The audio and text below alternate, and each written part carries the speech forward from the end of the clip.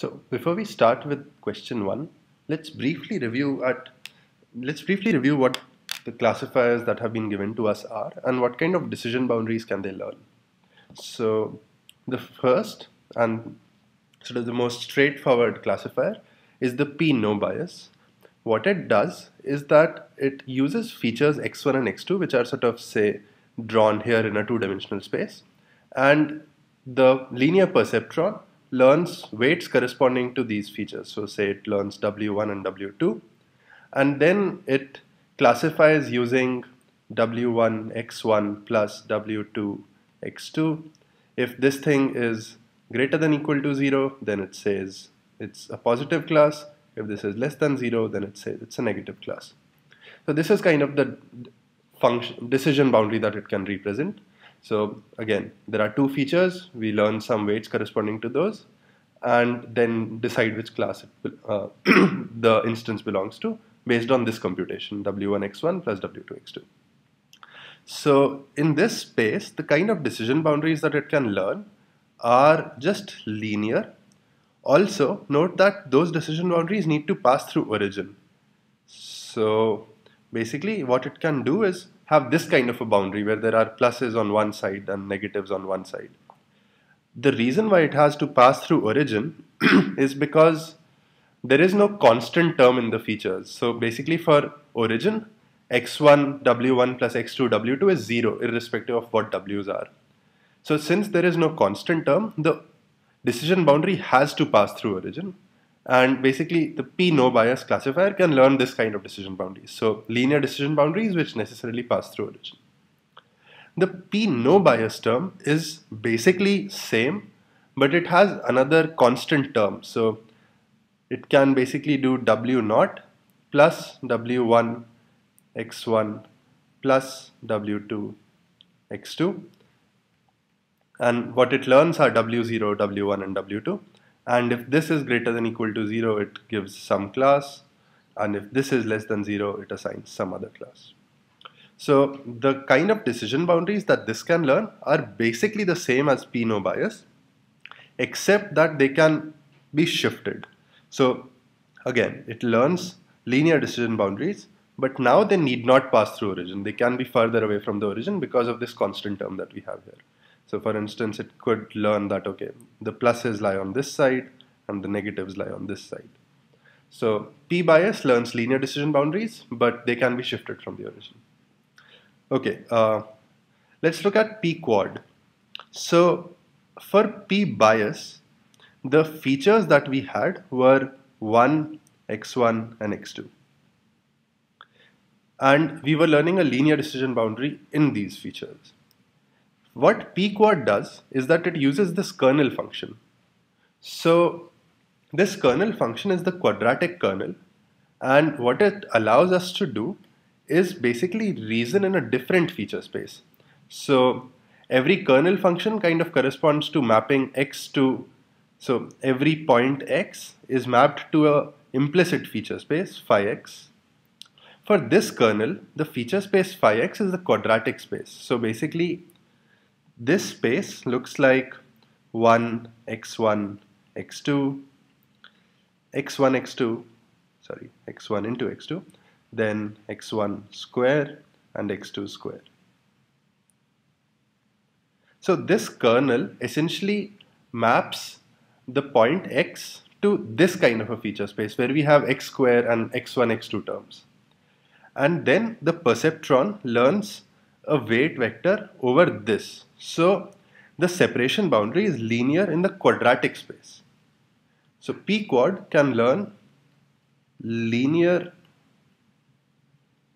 boundary in the quadratic space. So what can that allow us to do here? So here this can enable us to represent, say, circles or ellipsoids or parabolas. So it can model these kind of decision boundaries as well, which the previous two classifiers could not have because they were restricted to just linear boundaries in this space. This classifier can also model quadratic boundaries and therefore can model more kind of decision boundaries than the previous two. Okay, let's look at the last one, which is kind of funky. So we have this kernel function kxz. Now, the way we use kernel function is, suppose we had a lot of training examples. So, okay, let me denote the training examples as z1, z2, dot, dot, dot. Say we had n training examples. And what the kernel perceptron does is it learns a alpha parameter for each of these, which is basically the linear weight in the perceptrons, alpha 2 and so on, alpha n. And the way we classify a point x, so for point x, the classification goes like summation over I, alpha I, kernel function of kernel function between x and zi. So this is kind of what a kernelized perceptron learns for us. And this kind of funky kernel, if you look at it, this takes a value 0. So if mod x minus z is greater than 0.01, the kernel takes a value 0. So basically, when you are trying to classify point x, the only important zi's would be those that lie within a particular radius. All the other zi's you would ignore because they'll have the kernel value 0. So irrespective of alpha I, you'll just ignore those zi's. So for a particular point x, you'll only consider the zi's which are within this radius. So maybe z1 is here, z2 is here, and z3 is here. So you will ignore z3 because for this point x, the kernel value will be 0. And for only this disk of radius 0.01 will the kernel values be non-zero, and will you use them somehow to classify things. So we haven't exactly discussed what does the classifier do and so on, but the most important point which will be useful later on is to remember that we only use those points which are within a particular radius of the point x, and we'll see how that comes in useful later. But essentially we can ignore all the points which are some distance away. Okay. What does nearest neighbor classifier do? Nearest neighbor just picks the one nearest neighbor and assigns it the same label. So again, if we had a point x and we had some training example z1, z2, dot, dot, dot, zn, we look at the one nearest neighbor for x, maybe say it's z2. So then we'll just say that the class of x is the same as the class of z2. Three nearest neighbors just picks three nearest neighbors instead of one and takes a majority vote from among those. Okay, so one additional thing is that if your x is a training point, so for instance, let's assume z2 was the point 1, 1 and it had a class of, say, this was a square. So the class of z2 was square and its feature was 1, 1. Suppose our x is also from the training set and x is, say, 1, 1. The nearest neighbor for any training set point is the point itself. So basically, if we are using one nearest neighbor, the nearest neighbor to a training point will be that point itself, and therefore one nearest neighbor will always correctly classify the training set. So this is kind of something you need to keep in mind when seeing what nearest neighbors does on the training set, because there the one nearest neighbor for any point is the point itself.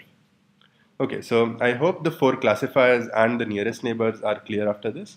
Let's move on to the questions and try to answer them given what you have understood. Now let's look at the questions.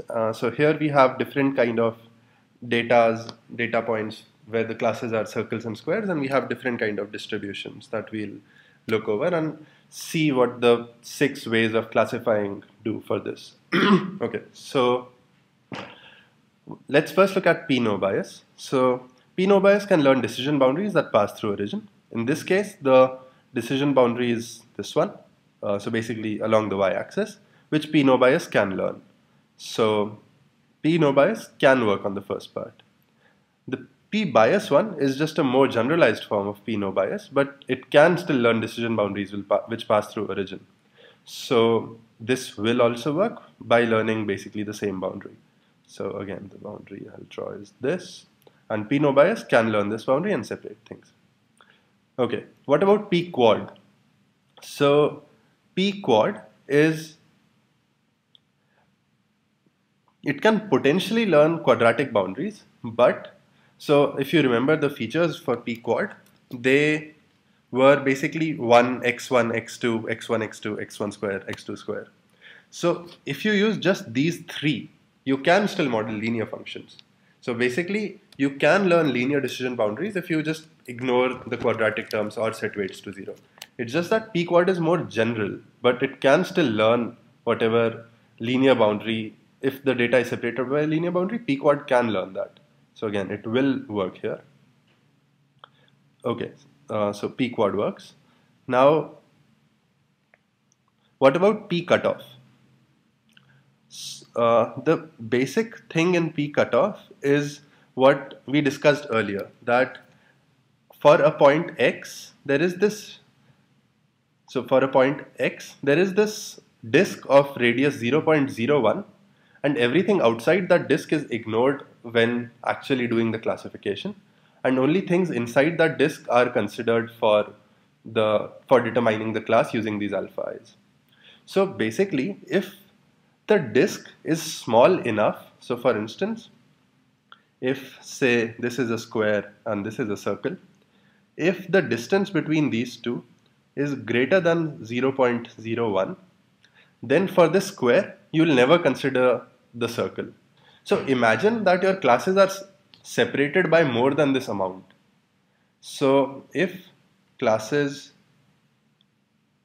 are separated by greater than 0.01, then essentially we'll never be looking at things from other classes to classify the current point. Basically, the contributions for all terms of the other classes will be 0. And we can just easily learn a decision boundary which classifies things correctly, because we'll essentially just look at things which are from the correct class. So if the classes are separated by more than 0.01, then whenever we are considering a square, the circle terms will play no part. Whenever we are considering a circle, the square terms will play no part. And it's very easy to have a correct decision boundary in the kernel space in that case. So just the basic thing is that if your classes are well separated, then this kernel will never go wrong because it will not even look at the other classes. So in this case, the distance between the classes is more than 0.01. So like this square and this circle are separated by more than 0.01, and they seem to be sort of the closest points. So P cutoff will work because the classes are well separated. Okay, what about one nearest neighbors? So for every training point, the one nearest neighbor is the point itself, right? So for instance, if we'll consider this circle, the nearest neighbor will be this circle itself, and we'll correctly classify it because we already know the label of the nearest neighbor. So one nearest neighbor is kind of returns to you the same label for the training data. So one nearest neighbor kind of always works for the training data. Okay, what about three nearest neighbors? So kind of this example was adversarially given so that three nearest neighbors does not work, because if you look at this circle here, this square and this square are two of its three nearest neighbors, and the third nearest neighbor is the circle itself. So if you do majority voting among these, three nearest neighbors will not work because it will classify it as a square instead of a circle. Okay, so basically all of the methods work here except three nearest neighbors. So let's look at a slightly more complicated case now. So in this case, the decision boundary cannot pass. Well, so P no bias learns decision boundaries which can only pass through origin. So it like learns boundaries like this and like this. But these cannot separate this data which has the decision boundary, which is basically like this. So P no bias will not be able to work here because the decision boundaries have to pass through origin if we want to use P no bias. P bias will work because it can learn the decision boundary that I just showed here. So P bias will work by learning this decision boundary. Okay, forgive my drawing, but imagine that as a linear line. P-quad will again work because it is also capable of learning linear boundaries just like P no bias. So P-quad will also predict this and work. The classes are again well separated. The distance between squares and circles is greater than 0.01. Basically, this distance here is greater than 0.01. So P cutoff will work. One nearest neighbor will always work for the training data since it gives you the same point back. In this case, three nearest neighbors will also work because for all points, the points of the same class are closer than points of the other classes. So like for say this circle, these two circles here are closer than any other square. And that's true for basically all points. So three nearest neighbors will also work in this case. Okay, what about the next one? So here it's sort of clear that any kind of linear decision boundary that you try to draw, whether it's passing through origin or whether it's not passing through origin, cannot correctly separate the data. So both of these which are restricted to linear boundaries will not work. P-quad, however, can model more complex boundaries. In particular, for instance, it can model this kind of an ellipsoid slash circle, which basically separates these two like this. So P-quad will be able to work because it can learn these circles. Sorry, these two will not work. And P-quad will work. Okay, P cutoff will also work because the classes are again well separated. So basically, this distance is greater than 0.01. So the classes are separated here by more than 0.01. So P cutoff will work. One nearest neighbor always works in the training data because you give back the same label. And again, three nearest neighbors will also work because for all squares, other squares are closer than circles. And similarly, for all circles, even at the corner, so for instance, for this circle, this and this are closer than the other squares. So the linear classifiers won't work on this data, but all the others will. Okay, how about this one? Again, it's sort of clear that there is no linear decision boundary, like that passes through origin or that does not pass through origin. So P bias and P no bias will not work. So these two will not work. P quad. So P quad is more powerful than these two, but it still cannot learn arbitrary decision boundaries. So here, so it can learn basically circles and ellipsoid decision boundaries or parabolas and so on. But the points here are basically randomly scattered, and P-quad cannot model this kind of separation. It can still model some kind of a nice separation in the quadratic space, which is not the case here. So P-quad will also not work. What about P cutoff? So again, if you look at the points here, all points are well separated from each other.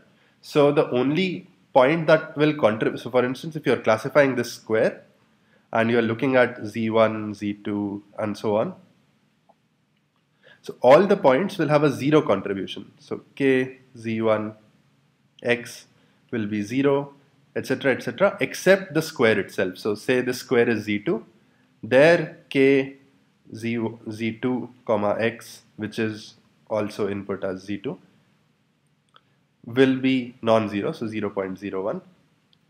For everything else, it will be 0. So you can correctly classify this by just having alpha 2 as, say, positive. So again, since the points are well separated, the contributions for all the other points, especially all the other circles, is 0 when you are classifying the square. And you can easily correctly classify it since you are not looking at any other point. So again, the classes are well separated, therefore this works. One nearest neighbor again always works on the training data, and three nearest neighbors will not work in this case. For instance, if you consider this circle, the two nearest neighbors to this are maybe this and this. So it will get classified as a square since that's the majority. So three nearest neighbors will not work. Okay, so I hope the applications of these classifiers to different kind of data distributions is clear. And now we'll move on to the next part.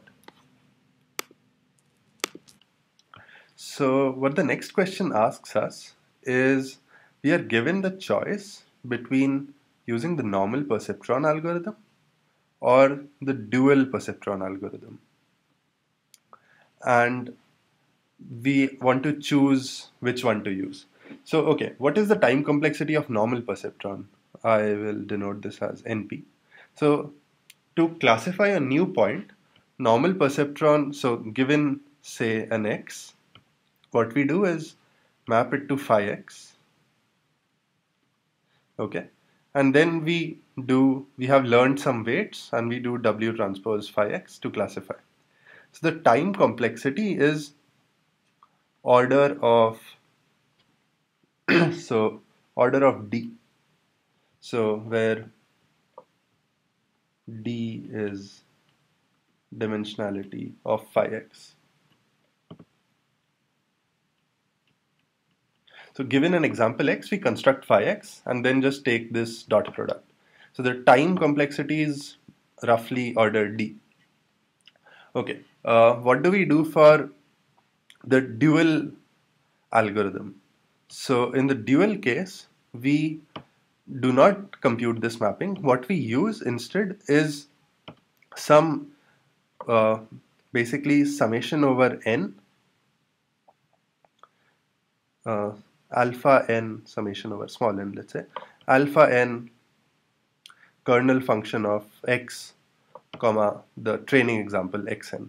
So the time complexity is basically how long does it take you to compute the kernel function into the number of examples.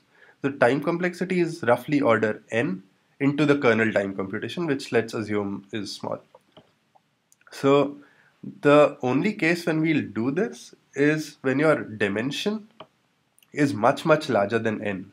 So what we were asked is we would prefer the kernelized perceptron over the normal perceptron. So what we want is order n to be much faster than order d.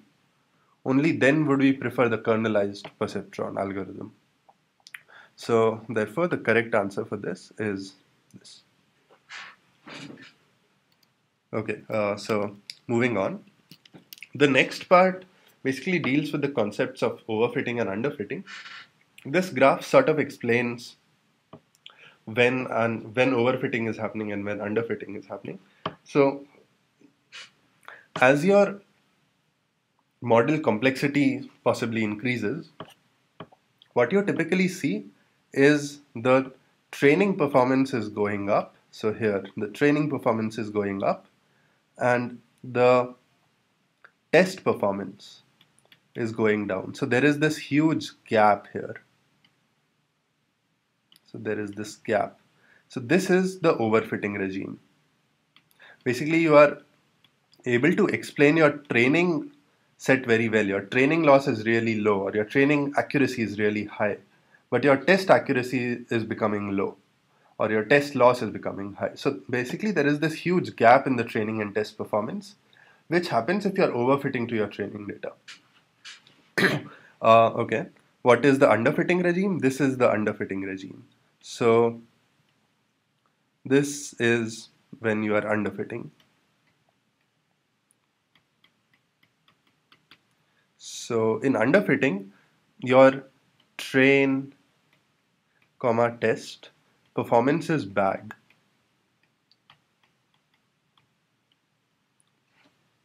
So when can this happen? Basically, if your model is not good enough. So for instance, let's say you wanted to learn a model about what someone is going to speak next, and you were just using the previous alphabet they spoke to predict it. So we know that we shouldn't use the previous alphabet. We should know we should use a more complex model like the previous word or the previous 5 words or something to predict what the person spoke next. So when it's underfitting, it really means your model is not good enough to explain the data. So you need to somehow increase your model or make your model better to to allow being fit to more data. So here, basically there is no performance gap, but your performance is really low. So this is what we call underfitting, and overfitting happens when there is a huge gap between the training and test performance, and your training performance is really high but your test performance is really bad. Okay, now let's look at the questions. So in the first part we train a classifier and test it on a held out set, it gets 80% classification accuracy and 20% classification accuracy on the val set. So basically there is the train, so the train performance is really good, but the test performance is really bad. So which of the two cases is happening here? If you look at the previous figure, we are basically in this regime. So the answer to this part is overfitting. Okay. Now how can we remove overfitting? So the overfitting can basically happen when your model is really complex, or there are a lot of parameters in the model which are allowing you to explain all your training data but are not allowing you to generalize. So the way to reduce the complexity of the model is to possibly remove some features.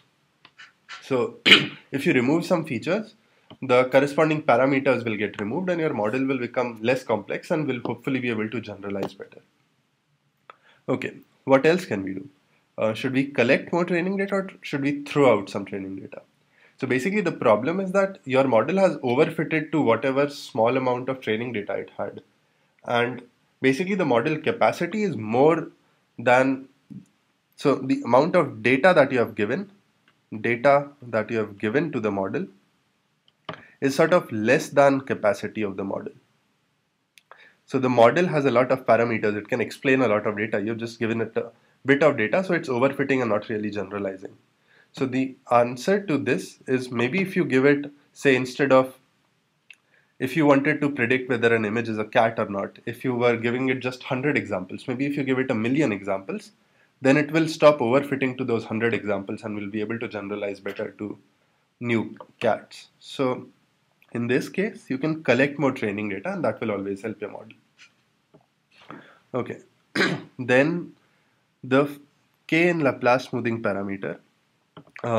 What should we do if we want to reduce overfitting? So K, the Laplace smoothing, essentially imposes a prior, and a high prior implies less modeling of training data. So if you have a high prior, then you are giving slightly less importance to the training data, you are overfitting slightly less to the training data. So, and you can do better on unseen data. So you need to increase your smoothing, or you need to increase your prior. So the answer to this part would be increase K. And if your classifier is a Bayes net, what we want to do is reduce parameters.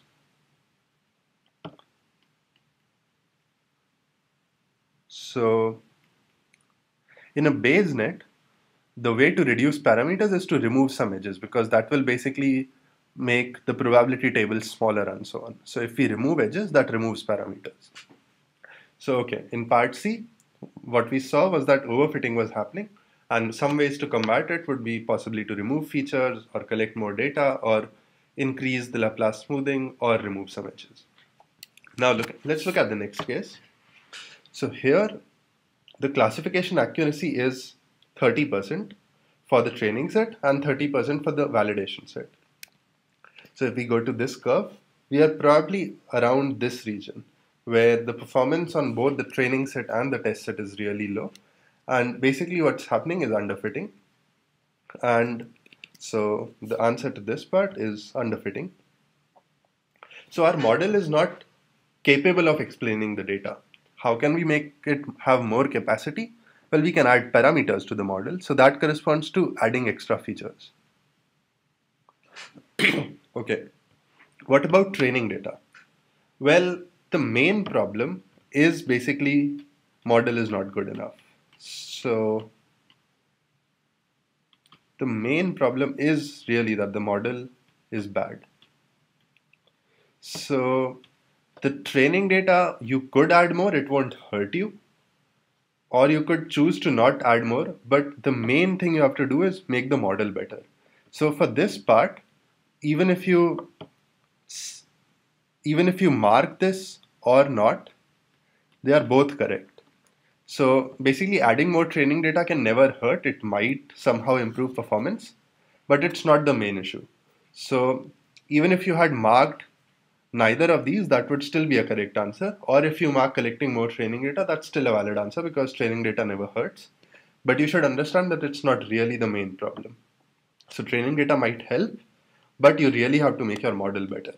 So the main solution is to maybe add extra features, but training data can possibly help. In question 2, you're supposed to run Kmeans algorithm on some particular set of points that have been shown.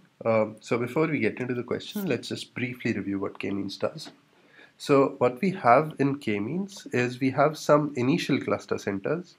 So suppose in this case, for instance, K is given as 5. So we have 5 cluster centers that we initially obtain. So okay, at each step we have some initial cluster centers.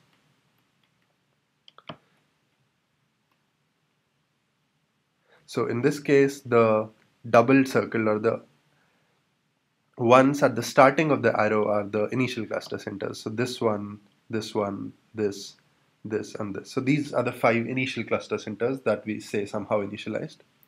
What we next do is, so in this case, the blue points show the data points. So for each blue point, we compute the nearest cluster center. So for instance, for this blue point, the nearest cluster center is this. So this nearest cluster center uses some notion of distance. So basically then what we do is for each point compute nearest center. So, and this sort of depends on some distance metric. So you use some distance metric.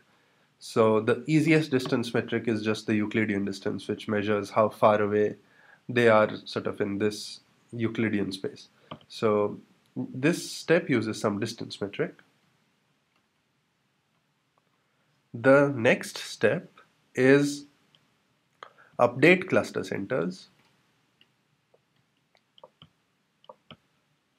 So once you have assigned points, so for instance, in this graph, sort of these lines show which region was assigned to each cluster center. So basically all these points were assigned to this cluster center. And now, given that all these points belong to this cluster, we change the cluster center. So you can see that, okay, there are some points here which are assigned to this cluster. So this point is a better selection for the cluster center as opposed to this point. So update centers to minimize mean distance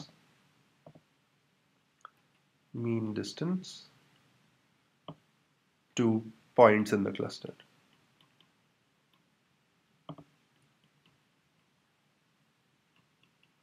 So for instance, initially, let's say this cluster had, say, 500 points, that 500 blue points were there in this cluster. And we move the center of the cluster to another point such that the average distance of this new point to the 500 points which are in this cluster is minimized. And we keep repeating these two steps. So this is a very brief overview of the K-means algorithm, where we have some cluster centers, we compute the nearest points, and we update the centers to minimize the mean distance. And both of these steps depend on the distance metric you are using, and that is something we'll see in the next two questions. So, okay, let's move on to the first part. So we have these two cluster centers initially, P and Q. And the distance metric that we are given is the squared Euclidean distance.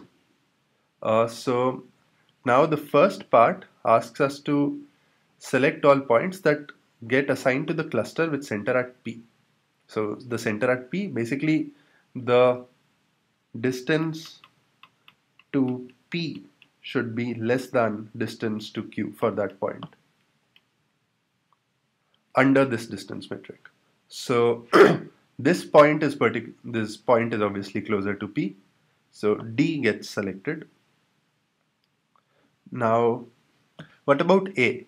The distance from P to A, so basically dA to P is 9 and distance of A to Q is 8.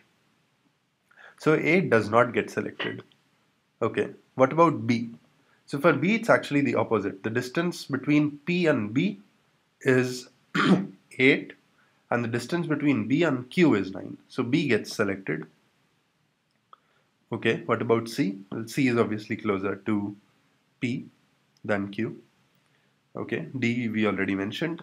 What about E? E is closer to Q. F is also closer to Q. So basically the points that get assigned are B, C and D. Okay, now what does the cluster center of P get updated to?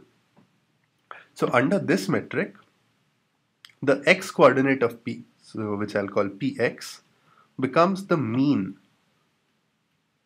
of so we want to minimize the distance to now these 3 points, B, C and D. So basically if we work out the math, it comes out that the x coordinate of the center becomes the mean of the x coordinates of the corresponding points. So becomes the mean of Bx, Cx and Dx. So which is equal to basically -1 plus -2 plus -1 by 3 equals -4 by 3. Okay, what about Py? Similarly, Py is the mean of By, Cy and Dy. So what is this value? So 2 plus 1 minus 2 by 3 is equal to 1 by 3. So the point P gets updated to -4 by 3, 1 by 3. Okay, so this update came out because we wanted to minimize the distance of P to just these 3 points which were assigned, and basically we had this particular distance metric where the optimum is to update Py to be the mean of these 3 numbers. So there were 2 factors which played a role in this update. One was which are the points which are assigned in this cluster, and secondly, what is the distance metric and how should you update P to minimize that distance. So that gave us the mean, and these 3 points were in the corresponding cluster. Okay, let's look at what happens in a different case. So now we have a different distance metric, which is the L1 distance between, or the Manhattan distance between 2 points. So, okay, let's look at A. So for A, the Manhattan distance between PA is 3. So DAP is 3 and DAQ is 4. So note that this is different than earlier, where the ordering was the other way around. So this time A does get assigned to this cluster. So now we are just seeing that using different kind of distances can lead you to different kind of clusters. Okay, what about B? So it's the opposite way with B. So the distance between B and Q is 3 and B and P is 4. So B does not get assigned to this cluster. Now C is closer to P and also D is closer to P and E and F are closer to Q. So the answer to this part is A, C and D. Okay. Now what does the P coordinate, the cluster center, get updated to? So note that we have a different distance metric here. So the update under this metric is that Px should be equal to the median of Ax, Cx and Dx. So if you put in the values, that comes out to be median of,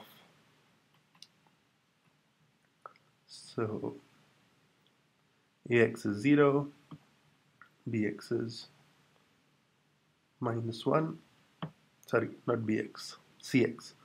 Cx is -2 and Dx is -1, so this is -1. Okay, similarly Py is median of AY, CY and DY, which basically comes out to median of C, A and D, so that comes out to be 0. So P gets updated to -1, 0. So we had this median here instead of mean because we had a different metric here. So the optimal update for P was different than the previous case. Okay, so I hope that's clear. Let's move on to the next part. In the last question, you have to look at decision trees, and for some cases, figure out how to use decision trees to separate some given data. Again, let's have a brief review of what decision trees look like and what they can do. So the way decision trees work is, so you're given some input points in some feature space. So in this case, we have 2 features, and there are some points with annotated classes. So dots are a different class, pluses are a different class, and so on. And the way decision trees work is at each step, they select some feature along which to split the data. So, okay, for instance, in this case, if you select feature 1 and split the data at the threshold 5, so basically if you draw this decision boundary that is already drawn, then you can basically perfectly split the 2 classes, and sort of this is the best split that one could get. But okay, just to show you, there can also be other ways to split it. So for instance, one could maybe say pick feature 2 and then split across the value 1. So that sort of gives us this boundary. And then within this particular split, so now we have created 2 halves. So this is half 1, this is the top half, this is the bottom half. The bottom half is perfectly consistent, that is, it just has 1 class, so we don't need to split the bottom half anymore. But say, okay, how now we want to separate out the squares and the circles and the pluses. So we can create a further split in the top half, which will look like something like this decision boundary. So this was just an example. This is not the best way to do it. So we first picked up F2, created a split along -1, such that all the things at the top go into one split, all the things below it go into another split. Then in the top half, we created another split, and we finally basically had 3 divisions of the space. So this is basically division 1, division 2, and this is division 3. So basically this is how random forests work. At each step, they pick a feature and create a split along that feature. So note that all the boundaries have to be perpendicular, have to be basically along the axes, since that's how we split them. So essentially all the boundaries in the decision tree, or the decision boundaries, have to be like parallel to some axis always. So a decision boundary cannot be basically like this. It will have to be modeled something along like this. And this is sort of one flaw of decision tree that we'll see later. But okay, I hope it's clear how decision trees work. So let's look at this example.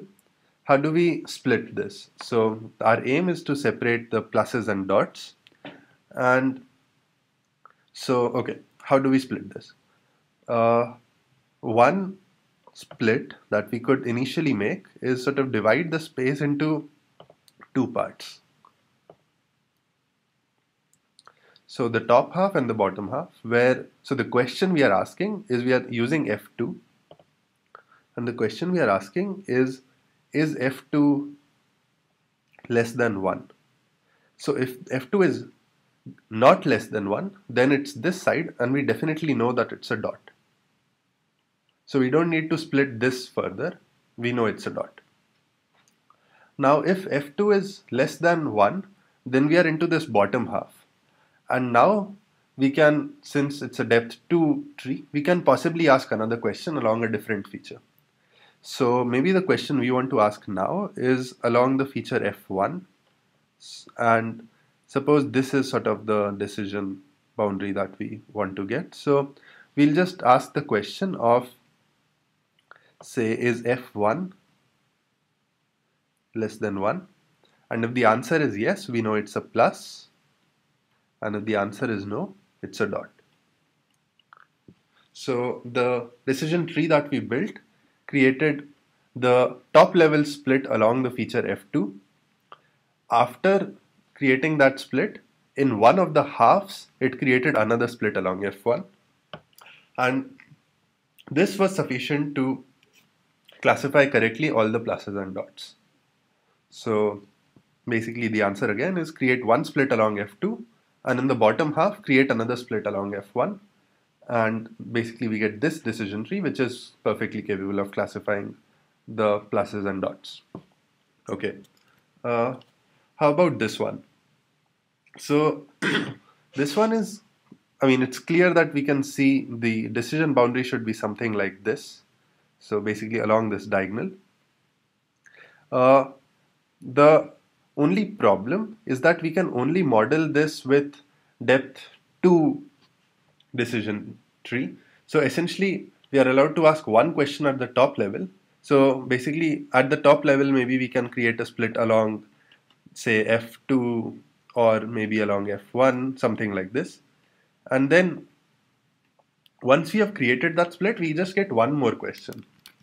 And basically the only way this data can sort of be separated is using multiples. So the decision boundary that we can model is somehow going to be like this kind of.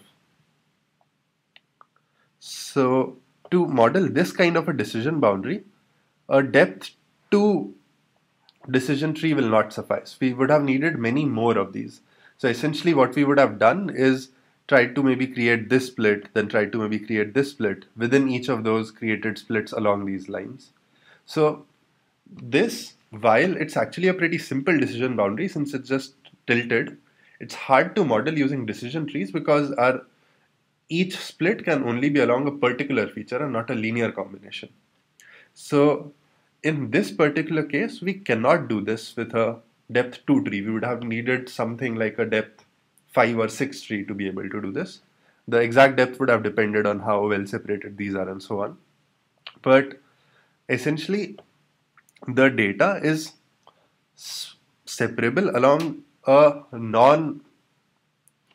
so it's separable along an axis which is not parallel with the feature space. So we would have needed many more splits to model this kind of a decision boundary. And it's not very easy to do with a small depth decision tree. So the answer to this part is we cannot model this with the given decision tree. It requires many more splits than are allowed here. Okay, what about this part? So while this one looks complicated, like here the decision boundaries are even more difficult than the previous one. So in the previous one, the actual decision boundary was basically just a line like this. Here the decision boundaries are even more complicated. There are pluses here and here. But it so happens that it can easily be modeled using a decision tree. Basically, if we first split along f2, so the trick here is again that things are very well aligned with the feature axes. So they can be split along the feature axes. So, okay, the first question we ask here is f2 less than 0? So, okay. So the first question is f2 less than 0? If the answer is yes, then we are in the bottom half. So in the bottom half, we could just ask the question, is f1 less than -2? And we'll get a perfectly good answer of whether it's a plus or a dot. So the next question will be f1 less than -2. And if the answer is yes, we know it's a plus. Otherwise, we know it's a dot. Similarly, in the top half where f2 was greater than 0, we can just ask, is f1 less than 2? So here we can just ask, is f1 less than 2? If the answer is yes, we know it's a dot. And if the answer is no, we know it's a plus. So while for this question, the actual decision boundary was kind of more complicated, that it was basically two different rectangles. Since they were aligned with the axes of features, it was easier to model them using decision trees, and even a very simple decision tree of depth 2 could actually classify this using in the way that I've shown here. So, okay, I hope two things are clear after this. One, how to use decision trees as to how do you create splits. That is, you pick one feature and create a split. And second, that decision trees are really good if the decision boundaries are sort of parallel to the feature axes. But if, for instance, they are tilted like they were in this case, we have to do a lot more work to be able to model these kind of boundaries. So, okay, that basically concludes this assignment.